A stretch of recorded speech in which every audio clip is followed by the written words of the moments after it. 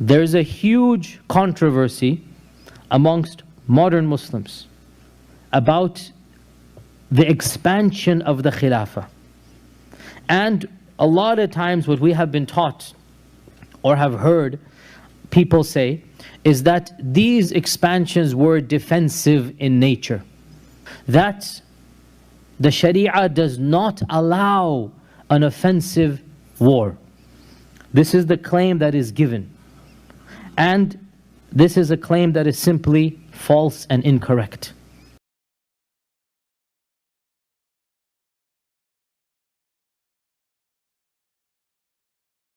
The claim that there's no such thing as offensive jihad, and that the Muslims of early Islam never engaged in conquests, is a claim that is simply not backed up by any shred of evidence. In fact, the opposite is true. And that is an undeniable fact, which is why nobody pre-modernity ever said this.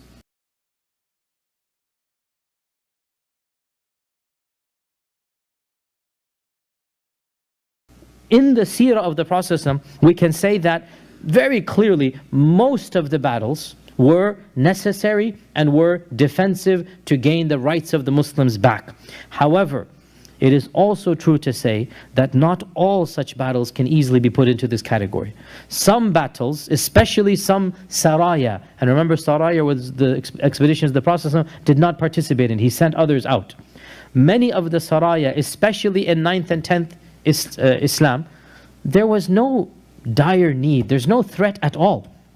Going to the fringes of Oman, for example, right? Going to the other side of Bahrain, for example, it's not as if there was an immediate threat in some of those saraya. And especially we talked about the Battle of Tabuk.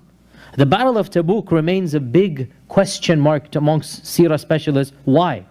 Why was one of the largest armies ever sent up north? For what? And in reality, it seems one of the strongest reasons is to show the powers up north that Muslims meant business and that they are going to attack, which is why Abu Bakr as-Siddiq took the initiative to attack. Followed the same route when he went to attack Sham. Same route of Tabuk, and he went from Tabuk onwards. So the process was basically setting the precedent for them. Now, whatever is the case about the time of the Prophet, there is simply no denying that the Khulafa al-Rashidun and the Umayyads engaged in offensive conquest of other lands.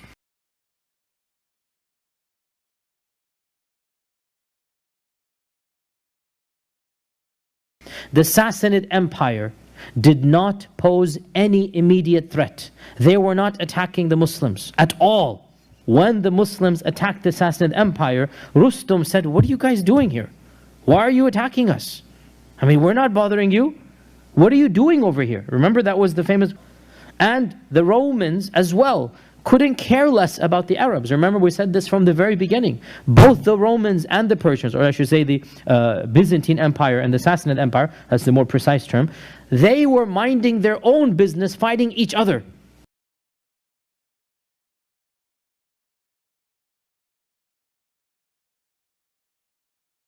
There was still no immediate reason for them to invade. There's no threat at all.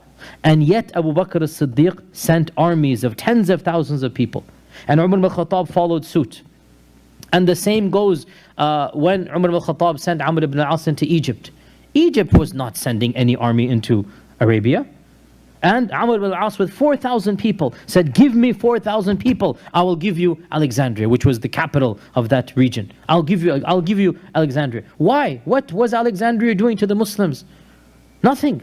So the claim that, oh, all of this is a defensive battle, frankly, it's not proven by anything. And it goes against common sense. Why would you send tens of thousands of people when there's no threat at all? And the fact of the matter, therefore, there is simply no denying this. And the same goes, by the way, even for our lands of India, of Sindh, Makran. Why would okay, it's true that a pirate or a small mini lord basically irritated some of the Muslim, traders, there's no doubt. But you don't send an army to attack because of a trade dispute. Think about it. You don't send an entire naval expedition to conquer land, which is what happened in Sindh. They conquered land and they established the Umayyads established an extension of the Umayyad dynasty over there. And that was the beginning of Multan. Multan was the earliest Islamic land. Makran and Multan, these areas were the earliest Islamic lands. From the time of the Sahaba, some of the Sahaba were alive at this time when Multan was conquered. What for? You're going to establish a mini dynasty over there? For what?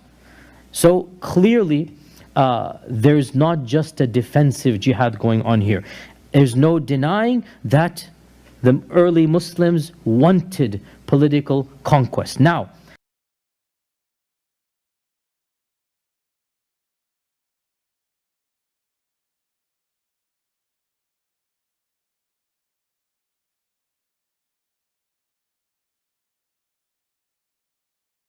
again, maybe because of who I am, but I can't sugarcoat this. I have to be brutally honest with you because I want you to understand da'wah is not so simple. You go knocking on doors, you preach to them, give them a pamphlet, and then they're going to convert. We've done this, been there, done that. I did this when I was 17 years old in Houston, and now I'm in my 40s. It doesn't work. And if anybody tells you otherwise, I'm sorry, but they're lying to you or they're mistaken or whatever. Da'wah, generally speaking, is a dry field. In my humble opinion, da'wah is not primarily done via the tongue, via intellectual arguments, via solid, logical, rational debate. It doesn't done that way. It's not done that way.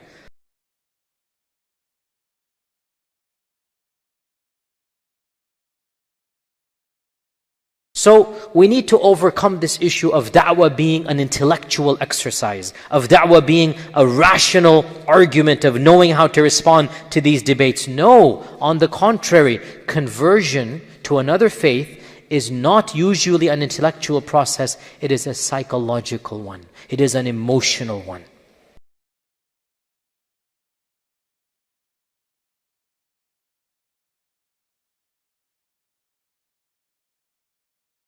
When you convert, it's not, generally speaking, because of a deep-seated philosophical debate that you had with somebody else. Not at all. Look around you. Who converts in our own community? The number one group of converts are those married to Muslims.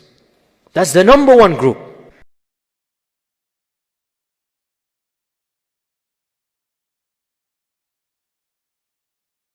Always it was either the political dominion or their rulers, and essentially that's another type of political dominion, right? And by the way, this is why I myself, I never sugarcoat the political expansion of Islam. It's ludicrous to do so. Listen to my seerah. Listen to when I talked about Abu Bakr and Umar radiallahu anhu and the wars of expansion. And I go into this detail. Was Islam expanded by the sword? And I'm very frank. This is not the time to go into there. But because of my experiences, I never sugarcoat. I never give you a romanticized view and then the truth is other than that. Because it doesn't work that way. We would not be here today as Muslims if Muhammad ibn Qasim and Amr ibn al-As didn't go and want to conquer Hind and Egypt for reasons that were no threat to Islam. We thank Allah that Ibn Qasim came to our lands. I thank Allah that Islam came through political means. And that's what we have to be blunt about.